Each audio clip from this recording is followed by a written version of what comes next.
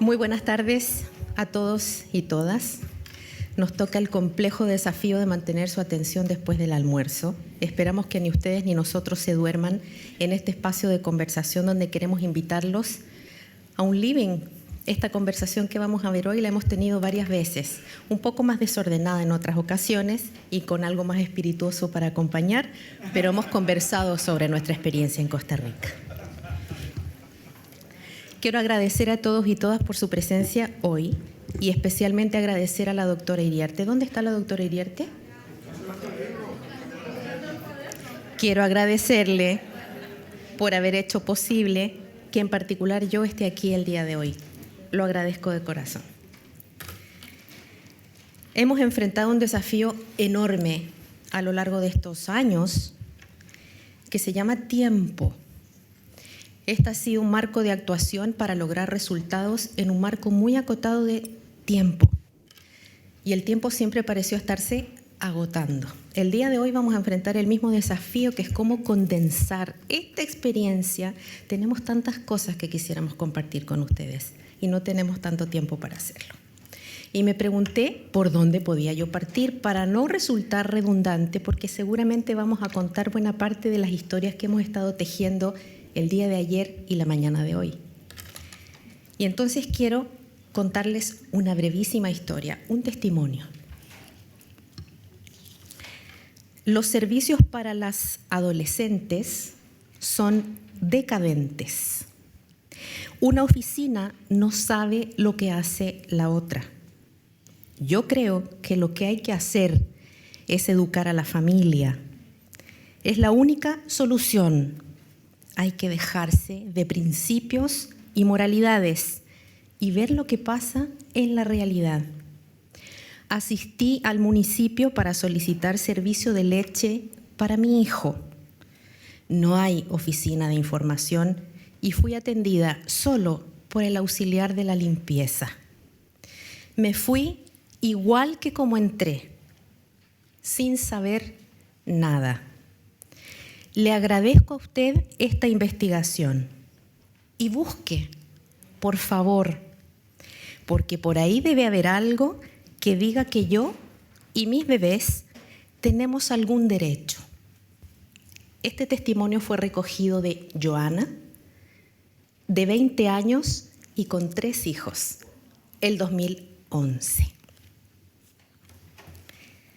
Lo primero que quiero contar es que el diseño de la iniciativa Salud Mesoamérica en Costa Rica, por supuesto, fue producto de un resultado de intensas negociaciones para tratar de ajustar a la realidad nacional las reglas, los incentivos y las condiciones que nos proponía la gran iniciativa. Y el diseño que se logró finalmente es un diseño basado en experiencia de usuarios. Una técnica muy utilizada y muy útil en salud. Y lo que resultó finalmente viene no de las mesas de negociación del nivel nacional con donantes y con el banco. Es una experiencia de diseño que fue recogida con los y las adolescentes a quienes invitamos a hacerse parte de una metodología de usuario centinela. Y les pedimos a varios adolescentes que recorrieran libremente los servicios de educación, de salud y de protección social de sus territorios y nos contaran de vuelta qué es lo que encontraron. Y esto fue lo que encontraron. Por lo tanto, nos planteamos el reto de invitar a todas las instituciones a reconocerse en estos testimonios y no a identificar oportunidades de mejora, sino a gestionar cambios, que es la invitación de la iniciativa. ¿Cómo hacemos de un objetivo común una meta transversal de transformación? ¿Cuál fue el concepto que usamos entonces? Disminuir la tasa de embarazos en adolescentes significa ponernos de acuerdo dentro de las fronteras del sector salud y fuera de ella sobre cómo trabajar los determinantes sociales de la salud. Esto que masticamos muchas veces, teorizamos y lenguajeamos permanentemente, aquí se hizo carne. Cuando preguntamos, esta Joana de 20 años y 3 niños, ¿de quién es responsabilidad? Y salud dijo, mía no. Y Educación dijo, uy, mía tampoco. Y Protección Especial dijo, yo no sabía.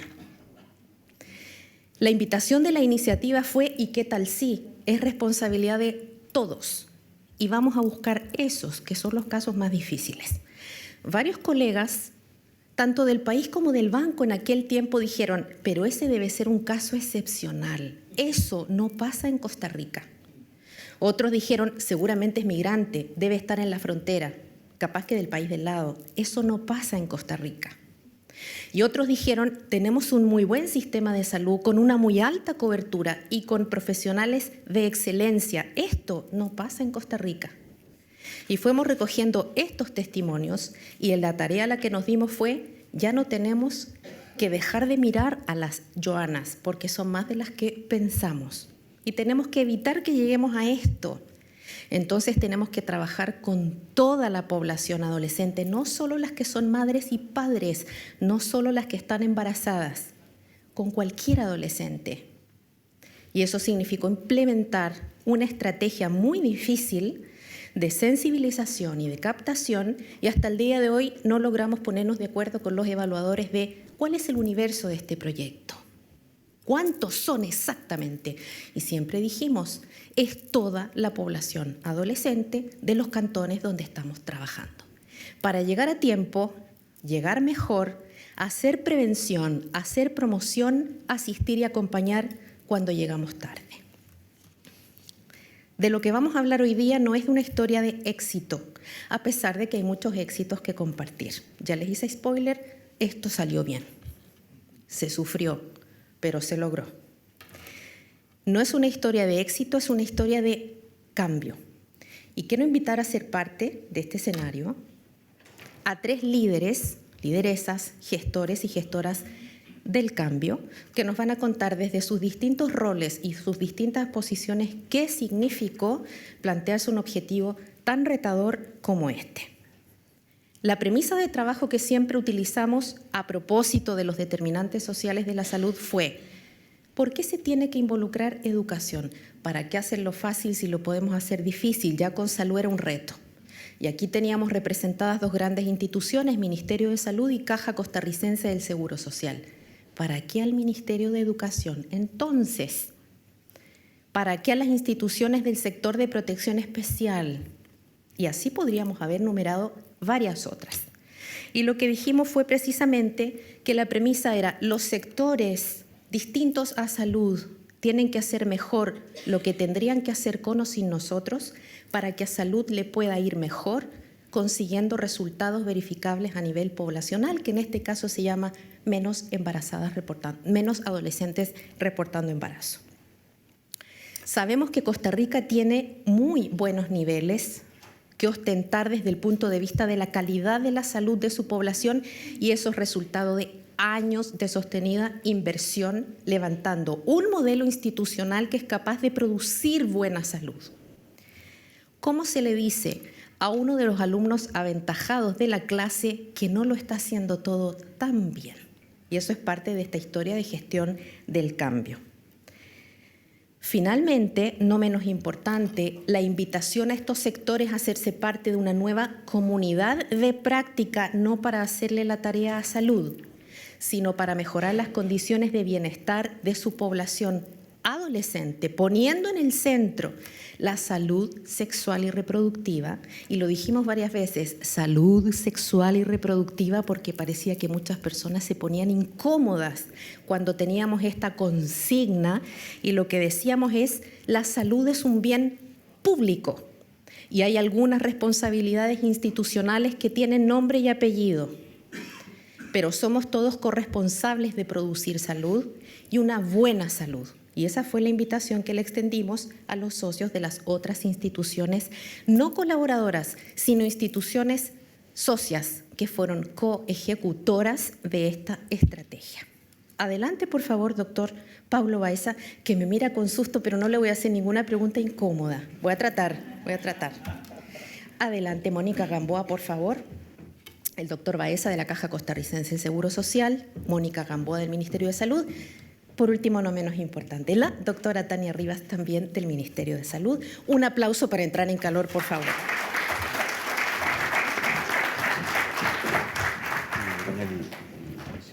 aquí.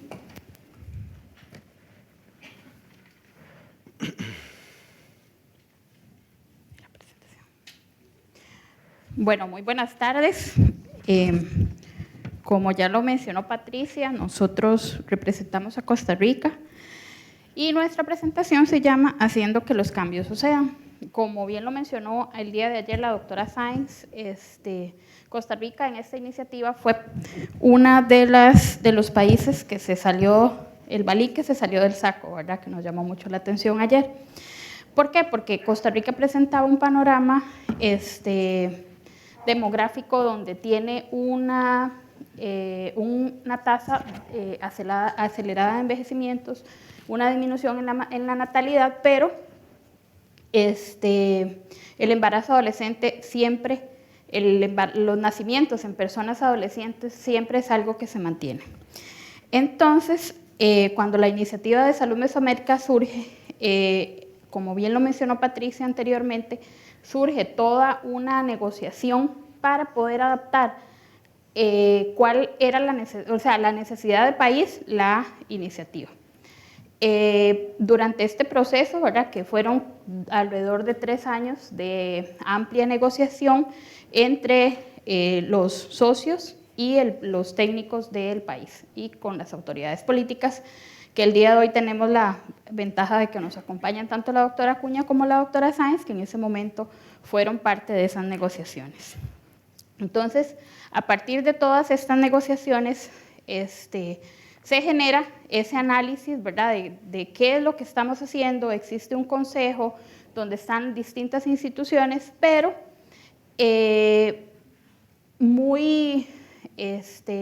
se trabaja por un mismo fin, solo que con planes operativos institucionales distintos. En el 2013, posterior a estos análisis, se toma esa decisión clave, donde está el Ministerio de Salud como entidad rectora y se convergen otras instituciones como la Caja Costarricense de Seguro Social, que es la prestadora de los servicios, los Centros de Educación y Nutrición Infantil, que es en CENSINAI, también es una entidad prestadora de servicios, el Patronato Nacional de la Infancia y el Ministerio de Educación Pública. Esa decisión clave, ¿qué es lo que marca? Que se adopta un modelo de atención integral intersectorial para la atención integral a la persona adolescente bajo una misma visión, una visión integral centrada en la persona adolescente. Posterior a este periodo, en esta decisión clave hay un compromiso de todos los jerarcas de estas instituciones, junto con la contraparte, ¿verdad?, que eran los socios, y en este proceso se generan todos unos apartados de compromisos claves y de comprometerse de ese liderazgo político para poder generar esa visión integral y en conjunto. ¿Cuál es la innovación de este modelo interinstitucional? La gestión para resultados. El tener gestión para resultados, ¿qué nos va a permitir? La mejora continua, la calidad, estar haciendo revisiones periódicas de todos esos compromisos y acciones distintas que nos van a llevar a un mismo fin, que es la disminución de los nacimientos en personas adolescentes. Ahora el doctor Pablo Baeza, de la Caja Costarricense de Seguro Social, continuará para ilustrarnos sobre la operación de lo que fue este proceso. Bueno, muy buenas tardes. Para mí es un honor en realidad estar aquí sentado el día de hoy porque estamos completamente dispuestos y completamente alineados con el tema y sinceramente la parte de esta gestión por resultados nos hizo a nosotros ver otra perspectiva del mundo en la parte administrativa de los servicios de salud, al menos yo no la conocía en su momento. Importante mencionar que algunas de las estrategias o acciones que se dieron para que se diera este modelo o este proyecto se diera fue el compromiso país. Un compromiso país en donde desde los ministros de cada una de los ministros, ya sea de salud o los presidentes ejecutivos de cada una de las instituciones que conformaban este modelo, sabían y conocían del tema y posteriormente en una dirección o en una bidireccionalidad, tanto yendo desde el nivel local hasta el nivel nacional, como lo pueden ver en la diapositiva. Se generaron algunos productos y dentro de estos productos está la unidad de coordinación local. Teníamos un representante de cada una de las instituciones que formaba parte de este proyecto. Luego teníamos a nivel regional un encargado completamente también de cada una de estas instituciones y por supuesto a nivel nacional. A forma de experiencia, yo inicié en una unidad de coordinación local y era de los que más jodía cuando iba a las reuniones y adivinen por qué, porque eran muchas las necesidades que había en el primer nivel de atención, eran demasiadas. Entonces yo levantaba la mano cada rato y yo, pero ¿por qué no se puede hacer esto? ¿Y por qué no se puede hacer aquello? ¿Qué nos permitió esto? Ir entrelazando esfuerzos. Y estos esfuerzos nos hicieron también conocer la oferta de servicios de cada una de las instituciones que conformaban o que formaban parte de este proyecto. ¿Cómo lo podemos ver en esta imagen? Nos entrelazamos, nos articulamos, nos amalgamamos y ahí fue donde dijimos sí se puede hacer este tipo de cosas. Posteriormente se innovó en Costa Rica ¿con qué? Con un paquete completo de normativa institucional que incluía cómo lo vamos a hacer, cómo nos lo vamos a comer y qué es lo que vamos a hacer. Pero aún más se innovó en algo que nunca habíamos tenido y que era la normativa interinstitucional, o sea, enviar de la Caja Costarricense del Seguro Social, referir un paciente al Ministerio de Educación Pública, referirlo al CENSINAI, que es el Centro de Educación y Nutrición, referirlo al Patronato Nacional de la Infancia o viceversa. Eso nos permitió impactar directamente en los determinantes sociales de estos chicos y de estas chicas. Otra de las cosas importantes fue que en esta normativa pasamos de atender en un consultorio médico en 15 minutos, que es sumamente poco para atender a un adolescente con todas las necesidades, con su problema de identidad, con todas las situaciones que se presentan en su momento, y de una vez pasarlo a 30 minutos. Logro sumamente fuerte, difícil. ¿Por qué? Porque la misma institución resistía. ¿Por qué los adolescentes 30 minutos? Es cuando más se necesita tener una información adecuada, concisa, concreta y, por supuesto, no impuesta, sino llevándolos de la mano a ellos y que ellos mismos fueran los que escogieran y tomaran sus propias decisiones. Este paquete incluyó, por así decirlo, 3 intervenciones. En las intervenciones está la atención integral al adolescente. Cuando hablamos de integral, ya hemos hablado mucho de integralidad, pero ¿qué es lo que pasa? Que cuando hablamos de atención integral, lo que hablamos es de todas las esferas, no solo en un foco, enfocándonos en salud sexual y salud reproductiva, sino que vimos todas las esferas. Y este instrumento que están viendo, aquí están bien solo 2 páginas, porque en realidad son 4, lo aplicaba el prestatario de salud, o sea, el médico personalizado, ahí sentadito con el adolescente. Entonces logramos que ellos, primero sensibilizar a los médicos, ¿para qué? Para que trabajar con adolescentes, no cualquiera trabaja con adolescentes, a mí me encanta trabajar con adolescentes, ¿verdad?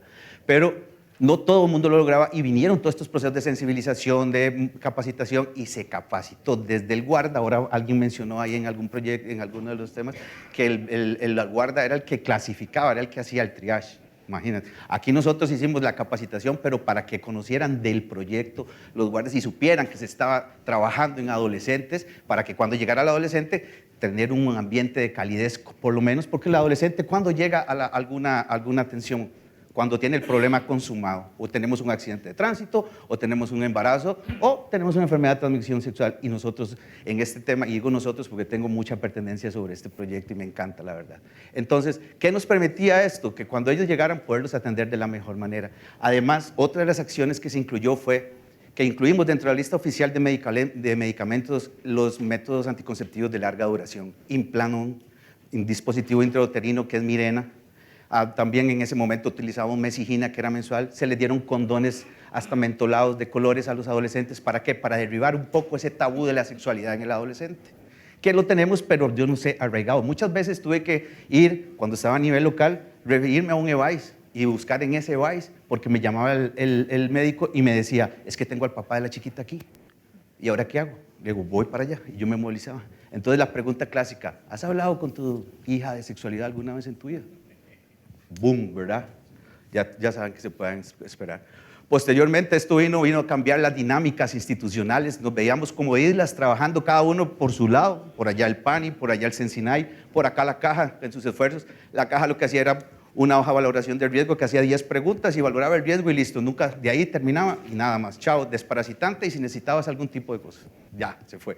Entonces aquí vinimos a ¿qué? A hacer una articulación completa de todas las instituciones y de esta manera poder trabajar en conjunto y al fin y al cabo llegar a un resultado ¿cómo se llama? Adecuado. El monitoreo interno y externo, ¿en qué nos ayudó? Nos ayudó muchísimo, porque el monitoreo interno no éramos nosotros mismos, sino eran consultorías que se pagaban en Costa Rica de personas externas al prestatario de salud, pero que sabíamos a dónde íbamos. Y como teníamos los indicadores de resultado que mencionó Mónica, teníamos la cancha marcada, sabíamos hacia dónde íbamos y qué era lo que teníamos que buscar y hacia dónde dirigir nuestros esfuerzos y nuestros movimientos. Eso nos permitió. Ejemplo que veíamos en los monitoreos, horarios diferenciados. En los EVAIS teníamos 2 o 3 horas donde solo habían pacientes adolescentes. Entonces los chicos entre ellos conversaban. No tenías a la chismosa del barrio, no tenías a la tía, a la prima que escuchaba las cosas, o no te veían saliendo con un método anticonceptivo en donde se promovió siempre el método dual, un método de anticoncepción con un método de barrera, porque si no, también son cosas que tenemos que llevar de la mano.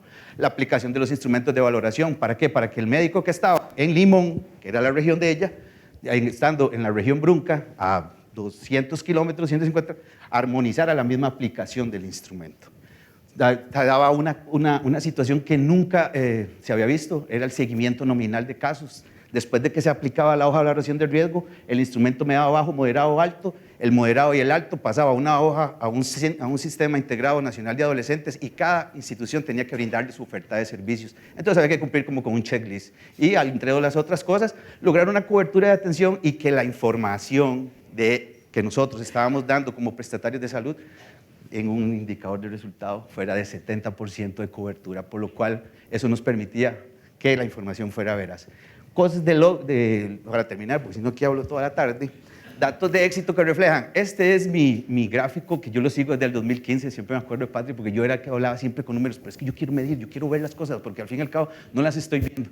Entonces, como vemos, esta es la región Brunca tiene 385,000 habitantes y desde el 2015 hasta el 2023 esa ha sido la disminución en la tasa de embarazo en la adolescencia por la intervención que se realiza. Y a nivel nacional, en el 2024 la tasa bajó a un 9.2. Por último, fue tanto el eco del modelo, que hasta los mismos, periódicos dieron eco sobre la estrategia. Ellos le hablaban de colocación de implantes, pero no sabían todo lo que había detrás de esto.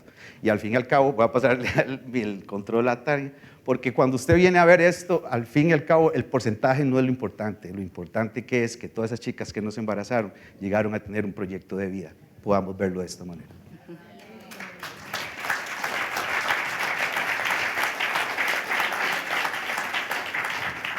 El reto ahora es mío, porque entre Pablo y yo podemos hacer un simposio.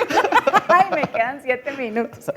Bueno, a mí me toca contarles, después de Mónica y Pablo, muchos de nuestros aprendizajes. Realmente es increíble cómo han pasado los años y cómo aquí hay gente que la conocemos hace más de 10, 12 años y nos han visto también a nosotros evolucionar, no sé, crecer, tropezarnos de todo. Hay 10 aprendizajes, eran 5, pero no pude con 5. La primera es la sensibilización constante, o sea, realmente en muchos lugares, en muchos momentos, con muchas personas. Eso nos hizo combatir un poco el recambio, porque la gente se pensionaba, se iba a otra área de salud, se pasaba de institución, pero al fin y al cabo no era una pérdida, era una inversión, porque esa persona se llevaba una semillita a Curridabat, que era una región completamente distinta. La otra es la formación de capacidades y competencias en la gente. La gente tiene que tener pertinencia de lo que le corresponde hacer. Y la diferencia era, la gente me decía, es que yo tengo ahora que hacer un montón. No, usted le toca hacer lo que le toca hacer, pero lo hace muy bien. Y había que tener mucho conocimiento de qué hace el otro, porque si no hay expectativas en las relaciones, hay expectativas que no se cumplen, ¿verdad? Todo empieza desde la parte personal hasta lo laboral. Entonces, yo no le podía pedir al PANI algo que no me podía dar, pero sí tenía que saber qué hacía el PANI, qué hacía el CEN, qué hacía el MEP, cuáles eran sus protocolos, sus procesos, y al mismo tiempo interiorizarlos para la conjunción de las acciones. Lo otro es que ustedes ven ese camino. Ahora me citaron, me siento muy halagada porque fue un maratón de resistencia y resiliencia. ¿Cuántas veces nos tuvimos que volver al punto de partida con sangre, sudor y lágrimas, pero con mucho amor realmente al proceso? Votamos 5 barreras institucionales y es transversalizar en 5 culturas organizacionales distintas. El personal del PANI es absolutamente distinto al de la Caja, absolutamente distinto al del CEN. A nosotros nos tocaba el rol como Ministerio Coordinador. Realmente fue un desafío muy grande. Y a veces no voy a adelantarme de la otra diapositiva. Y aprendimos a hacer, una de las lecciones aprendimos a ser autocríticos, pero con mucha empatía, porque si no, no íbamos a entrar en la autodestrucción, ¿verdad? Y a partir de los obstáculos, ver oportunidades de mejora. Muchísimas veces tuvimos que ver esos nudos y decir, sí, es que ahí está, tenemos que hacer algo, con mucho dolor, desde un Excel, que alguien llevaba un Excel en una institución, no voy a decir cuál, y cayó sobre el Excel, se nos borró la información, y dijimos, ¿qué vamos a hacer? ¿Nos van a venir a medir? Empecemos otra vez, por ahí está el equipo, fue una crisis. Entendimos que si Mahoma no iba a la montaña se tenía que ir a Mahoma, y la montaña era la Caja. Empezamos a perder captaciones porque los adolescentes no nos llegaban. Y la gente en el nivel local, yo pertenecía a 2 UCL, después me fui a la coordinación regional, ¿qué hizo? Hizo una estrategia de escenarios fuera de establecimientos de salud. Y lo hizo solo, dijo, no le contemos a la gente de nivel central porque luego dice que no se puede hacer. Y de repente llegó una misión y empezamos a modelar esas buenas prácticas. Y nos veíamos como una sola, o ganábamos todos o perdíamos todos. Realmente no éramos 2 regiones, éramos el país porque sabemos el beneficio y creíamos realmente que lo podemos lograr. A veces creo que no le teníamos miedo al miedo. No sé si era que éramos muy chiquillos, bueno, todavía estamos chiquillos, pero lo que hicimos fue tratar de hacer las cosas y llegar al objetivo común. Y para lo más importante, para finalizar esta, es que nosotros no tenemos que acostumbrarnos a las conductas contraproducentes con los adolescentes. Hay gente que cae en la desesperanza aprendida porque el sistema nos hace caer ahí. Y dice, no, nos tiramos tomatazos, hay que captar el 70%. ¿Cómo que el 70%? En la vida llegamos a 20%, pero era el 70% de cada cantón, de 11 cantones. Y dijimos, no, hay que seguir. Y alcanzamos el 75% de captación. Al final sobrepasamos la meta. Y nunca nos tenemos que olvidar de para quién. Ahora, de ayer a hoy, se ha conversado del con qué y que el cómo. No, es que para quién, es para personas adolescentes, seres únicos e irrepetibles que están haciendo su proyecto de vida y que son la población que va a ser productiva económicamente para el futuro. Y que a pesar de que nuestras pirámides se invierten, es diferente tratar con personas adolescentes que se visualizan en un proyecto de vida. Y aunque parece imposible, sí se puede. Hoy mencionaron el elefante y dije, qué montón de spoilers hoy. Pero, a ver, y vean, la pelota tiene un color ahí parecido a uno que conocen del logo. El elefante caminó sobre la pelota. No, ni nosotros lo podíamos. A veces decimos, a veces no dimensionamos lo que hicimos. Y somos 3 que representamos una cantidad de gente que ayer lo comenté. Alguien mencionaba el tema de comunicación. Nosotros asumimos esto como una marca, así sellado. Tanto así que el proyecto en su temporalidad se terminó y la gente dice, usted es de Meso. Meso se quedó, o sea, se quedó impregnado. Y hicimos una producción social de salud ahí materializada. A veces a uno, cuando va a las clases así muy astrales, ¿verdad? La producción social de salud, pero no es como una botellita que te dan y que vos mercadeás. No es que el espíritu ahí lo vimos. Me puse un poco esotérica, pero no, es que es así, eso fue lo que nos sucedió. ¿Y cuáles son las condiciones mínimas para replicar? Esto es muy complejo porque no es sencillo, hay un tema de visión estratégica, hay que generar cuáles son los aliados que se necesitan, cuáles son los organismos que se necesitan, cuáles son esos actores en los países que son necesarios, las estructuras institucionales, que es el mínimo requerido que se necesita ahí, pero también convenios, cartas de entendimiento, un documento, porque la gente le pregunta a uno, ¿por qué yo tengo que hacer eso? Y entonces uno llega y le dice, porque es que firmamos este convenio, aquí están las firmas, bueno, aquí está Alejandra, la doctora Cuña, perdón, que había una nota y yo andaba con la nota. Dice, ¿por qué yo tengo que hacer eso? No, porque aquí está su ministro, aquí firmó una vez un director regional de la caja, me dijo, ¿yo por qué tengo que hacer eso? Yo le digo, doctor, a mí me pusieron a jalar una carreta, ustedes lo montaron ahí, entonces nos toca. Pero eso hace que la gente identifique que está cumpliendo porque hay un compromiso, hay un instrumento de planificación que lo dice, hay un acuerdo de ministros que dice, ahí está su ministro firmó, y hay un ODS al que le respondemos. Cuando eso se le da sentido, la gente dice, lo voy a hacer. Dice, bueno, ok, está bien. Lo otro es el liderazgo interniveles, y ayer se mencionó, realmente hay que buscar esas figuras en todos los niveles, porque si no tenemos saboteadores internos, los tuvimos muchísimo, me quedan 6 segundos, no. Y realmente tiene que tener, ahora mencionaron las cualidades, tiene que tener muchísima capacidad de escucha activa, de resolución de conflictos y de asertividad, porque es tan complejo que hay que tener capacidad para resolver. No hay que ver el problema, por supuesto, pero hay que buscar en la solución. Lo otro son los vínculos de confianza. Yo creo fielmente en esto, a veces digo, lo voy a escribir. Nosotros hicimos vínculos de confianza, o sea, yo confiaba en Mónica, en Paulo, en las personas que estaban en nivel central, en Alejandra. Llamábamos y yo le decía, ¿usted qué está haciendo, Pablo? Porque esta vara no me está funcionando. Y Pablo me decía, sí. Teníamos mucha confianza entre nosotros y hasta el día de hoy esas relaciones han perdurado a través de los años, aunque estemos haciendo cosas muy distintas ahora en el aquí después de 12 años.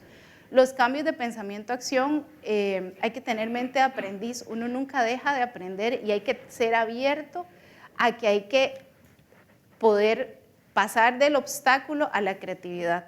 Y lo último es la comunicación. Tiene que ser vertical y horizontal, o sea, la instrucción tiene que venir en cascada, pero después en cada nivel tiene que hacer así como un efecto en masa a todos. Cuando uno no le comunica a la gente dice, algo está pasando, ¿por qué no me dice? ¿Qué? Pasamos el indicador, o sea, ¿qué pasó? Por aquí está la persona que firmó los resultados y dije, ya le puse el rostro a la nota que todo el mundo decía, ya llegaron. La comunicación tiene que darse así, no tiene que tener barreras. Y pues bueno, lo último es que esos son chicos promotores adolescentes de Talamanca, que ellos fueron una foto que inspiró al logo de país, que no trajimos el logo, pero esos son, y uno no puede olvidar que ese es nuestro objetivo. A veces se nos olvida quién está detrás de eso y las múltiples historias que tenemos alrededor de ellas, pero ellos son las personas, ellos y ellas. Y pues, finalizamos. Gracias, doctora. 2 minutos. La verdad, Bueno, les tengo un último desafío que es respuestas de 30 segundos. De 30 segundos. Mónica. ¿Sirve el liderazgo político y técnico para vencer resistencias? ¿Sí o no y por qué? 30 segundos. Sí, pues sí, realmente el liderazgo político es fundamental en este tipo de iniciativas porque es creerlo, es demostrar la mística que la autoridad tiene sobre los técnicos y entonces es esa mística que lo hace a uno como técnico seguirlo. Entonces, para mí es en 30 segundos, sí. Es sumamente importante que lo estén llamando a pedirle cómo vamos, tengo este nudo y que esa autoridad le diga, mira, podemos hacer esto, sí, convoque, lo hacemos. Eso es fundamental para derribar todos y para implementar ese tipo de iniciativas. Perfecto. Doctor Baeza, de todas las iniciativas que usted lideró en lo local y que resultaron innovaciones efectivas, una que recomendaría probar. Una. En 30 segundos.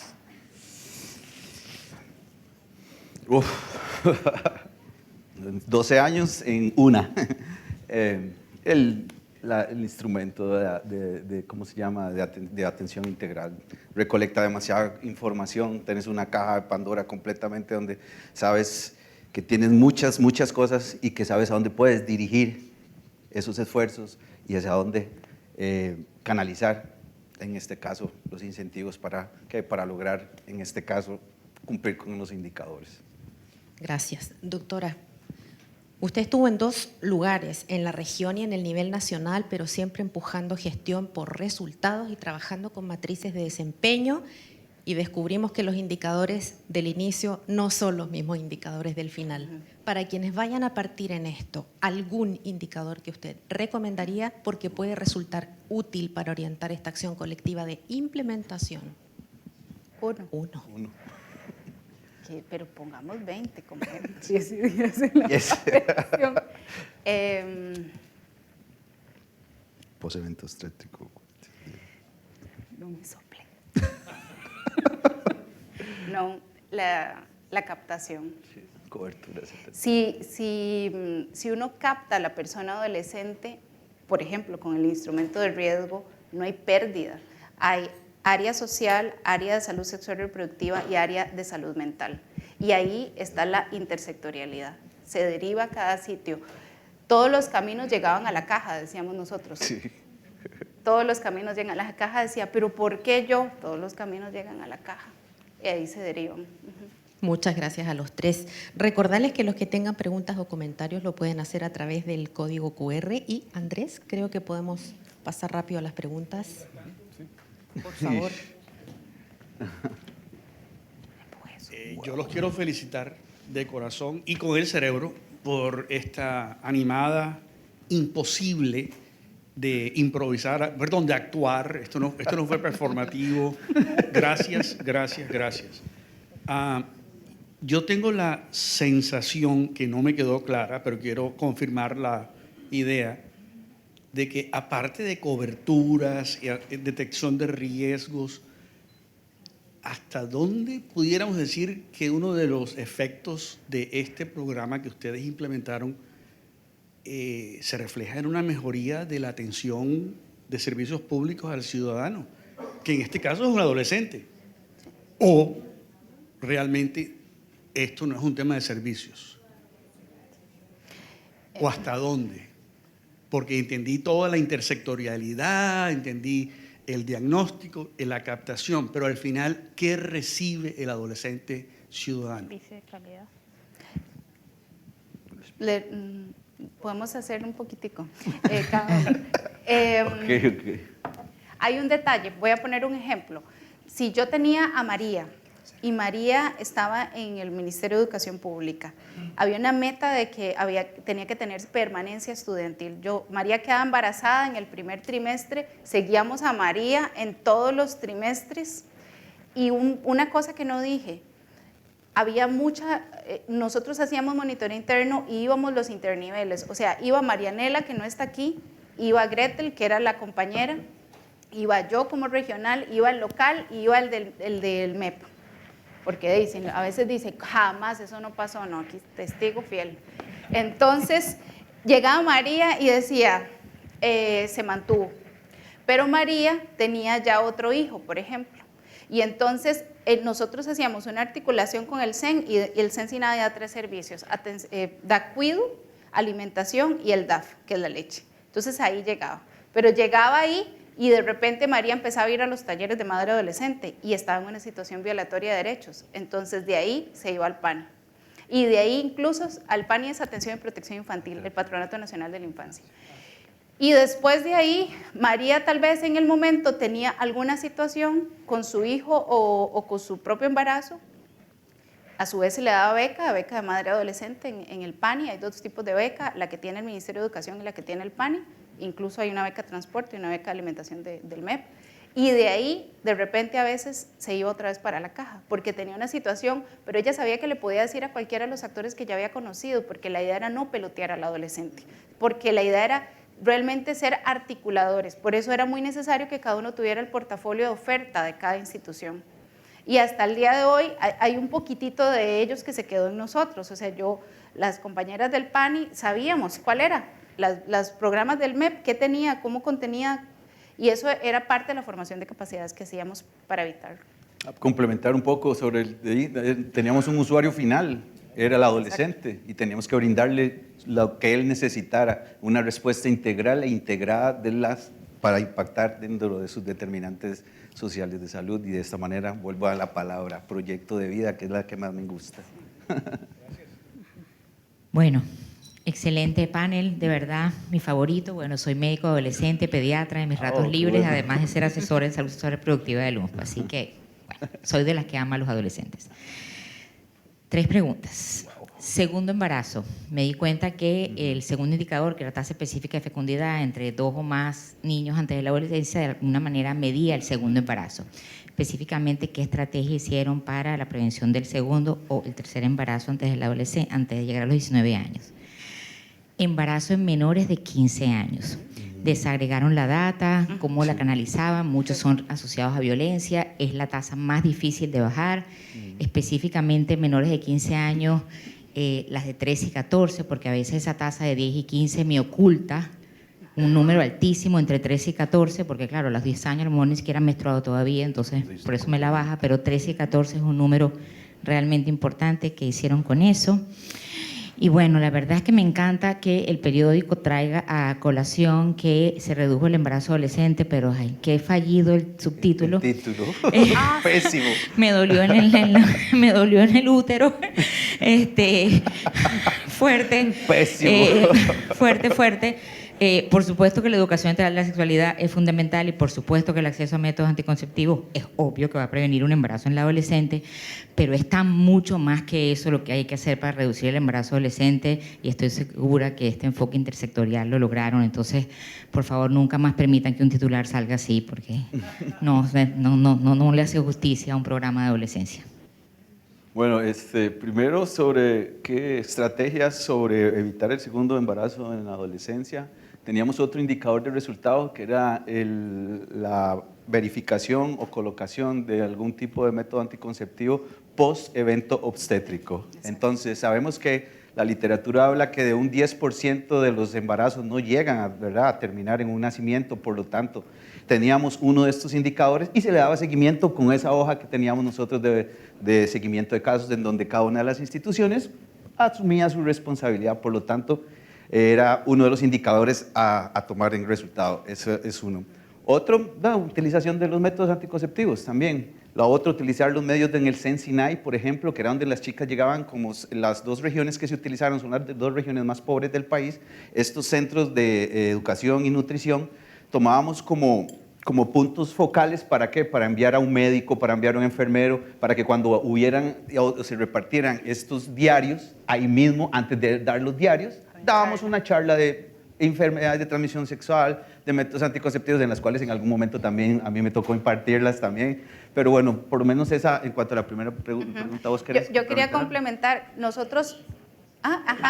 Es para complementar la primera. Vamos. En cuanto a método anticonceptivo, sí, es que nos tienen que quitar, apaga el chunche.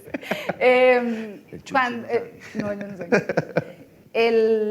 Respecto a colocación de método anticonceptivo post-evento obstétrico, en algún momento cuando íbamos a medir, nosotros empezamos a trabajar con los hospitales. Entonces, el flujo era el siguiente. Se llamaba el manual... Manual de procedimiento. Manual de procedimientos era larguísimo. Pero la cosa es que en una iniciativa de un EVAIS de Zigzaola, una médico dijo, bueno, es que yo les estoy haciendo, así surgió la consultoría. Bueno, los chiquillos de allí atrás que están ahí, ¿se acuerdan de esos chiquillos? Ellos se acuerdan porque todo eso lo vivimos nosotros. Llegó ella y un monitoreo interno dice, es que yo clasifiqué mis educaciones de anticonceptivos por consultas prenatales. En la primera digo esta, en la segunda digo esta, y cuando ya viene al 7º control prenatal, usualmente en Costa Rica las mujeres embarazadas van a 8 controles prenatales, incluso 9, a veces más, porque ellas llegan constantemente, es la realidad. Entonces era un capítulo por mes.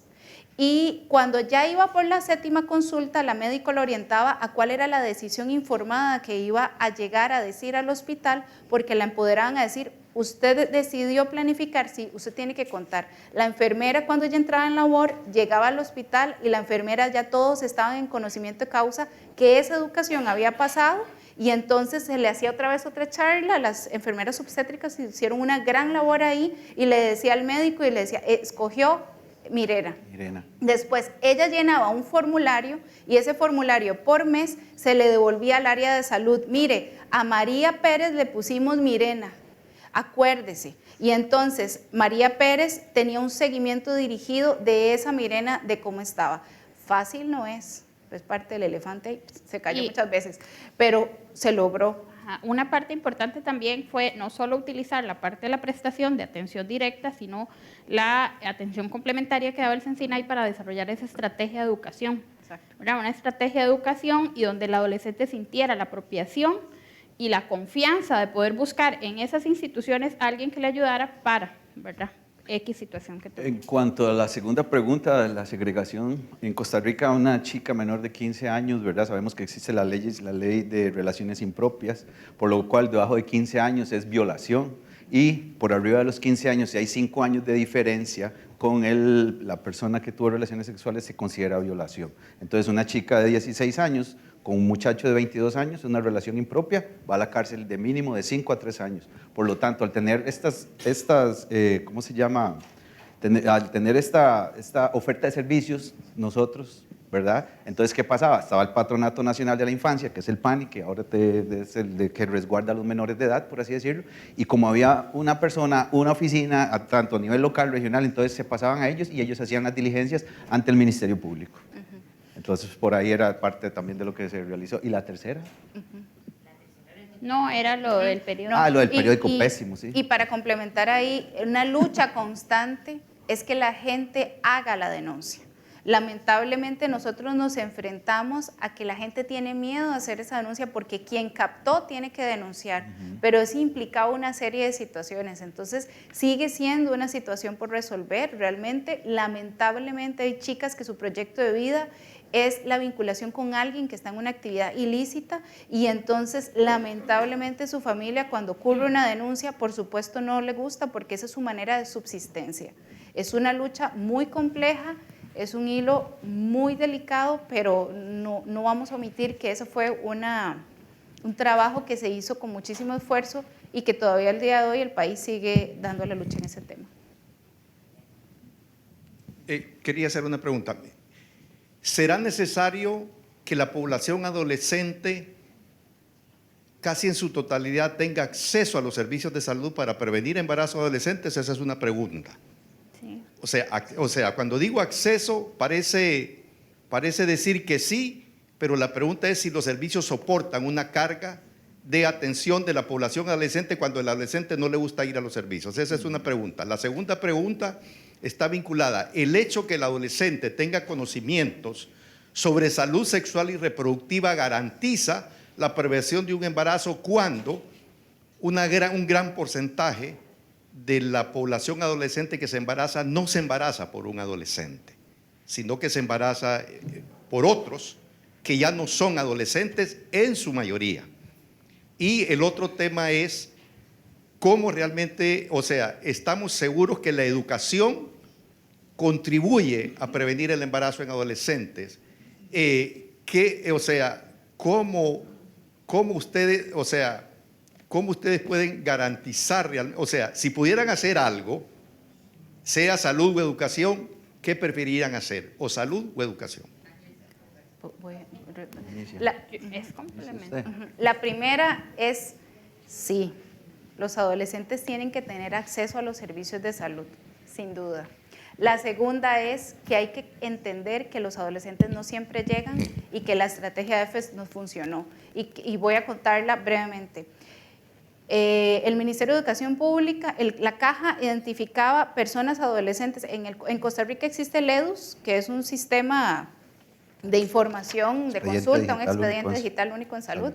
Entonces, ¿qué se hacía? El EVAIS de San Martín sacaba cuántos eran su universo de población adolescente y cuáles habían tenido el cubo, que es como las variables que extraigo, que si habían tenido una consulta o no. Tabla dinámica. La tabla dinámica. Todos aquellos adolescentes que no habían tenido consulta, ellas sacaban la lista y entonces ese era el target.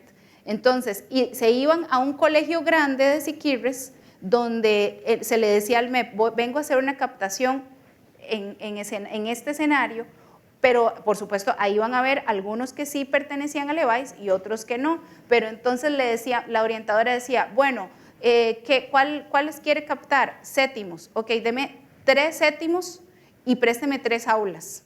Entonces, en su hora guía, los chicos iban a un aula en un pabellón, y entonces un aula era proyecto de vida, en otra aula era métodos anticonceptivos, en otra aula era prevención de violencia en relaciones, en otra aula era pasar el instrumento de valoración de riesgo, y en la otra era prescripción o una o referencia hacia otra institución.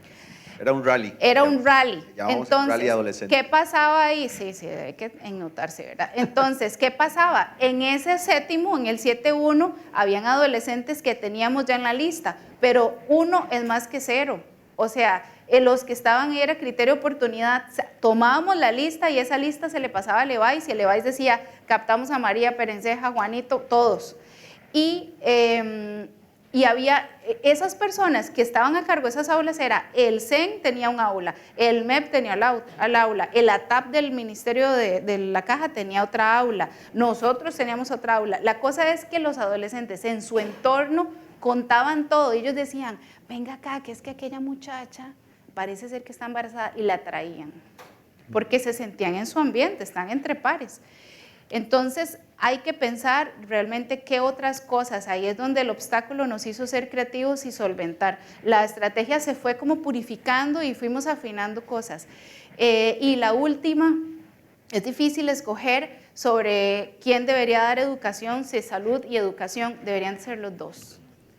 Porque hay competencias técnicas donde yo como adolescente necesito una persona que me va a dar información técnica veraz acerca de un método anticonceptivo, con pertinencia. Pero también es diferente que lo recibas de una persona que tiene un liderazgo en un espacio educacional, que es un líder de enseñanza, a quien ve todos los días. ¿Qué es lo difícil? Que esa población, ese profesorado esté sensibilizado. Por eso es una de las grandes lecciones, porque pasamos a través de su propia historia de vida, de su propia adolescencia, de su propia primera infancia y todas las demás.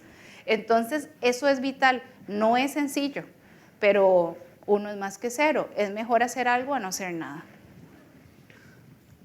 Yo quisiera nada más complementar en cuanto a la accesibilidad. Creo que hay instrucciones internacionales, lo mencionaron hoy en la mañana, está la Estrategia de Salud Universal de la OPS, los ODS, ¿verdad? Por supuesto, entonces hay que derribar barreras para que las personas puedan entrar al sistema de salud, en primer lugar. Y en segundo lugar, en cuanto a educación y esta parte de salud, creo que la mancuerna que se hace entre ambos es lo ideal para poder lograr el efecto que andamos buscando.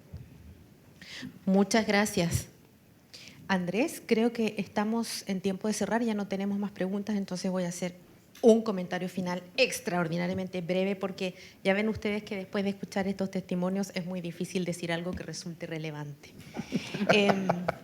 Solo voy a decir que esta fue una experiencia de desaprendizaje. Todos y todas los que nos involucramos desde distintos roles tuvimos que enfrentarnos a desaprender, y hasta el día de hoy seguimos desaprendiendo, afortunadamente.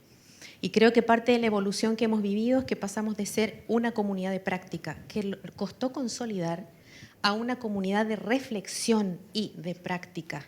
Y eso tiene sus costos, porque significa mirar también lo que no estamos haciendo bien. Pero esto significó poner en el centro no solo a la persona adolescente como un usuario complejo del sistema de salud, había que ir a la reconquista de un usuario difícil que puso a prueba la red de servicios en el territorio. Pero lo que pusimos en el centro fue también un sentido de servicio público. Y aunque pueda parecer obvio, sentar a un funcionario de educación con los funcionarios de salud y del PANI no fue fácil, porque aunque podrían tener mucho en común, a la hora de la hora se rigen por reglas e incentivos muy distintos, que a veces colisionan en la práctica de la intervención. Pero se formó una comunidad de reflexión y una comunidad de práctica. Por último, este sentido de servicio creo que se reduce, permítanme el atrevimiento, en 3 verbos, ¿no? Primero, creer, y eso nos costó casi 4 años. Convencer a esta comunidad de práctica y hacerlos creer de que era posible gestar un cambio.